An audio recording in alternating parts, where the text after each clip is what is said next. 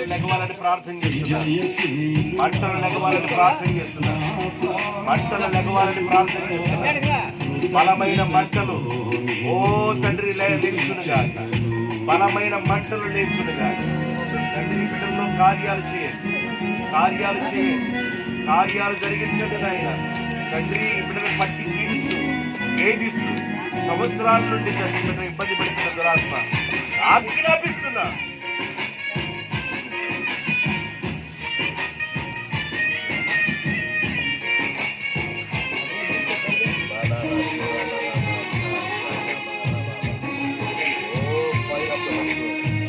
Fire, fire, fire, fire, fire, fire.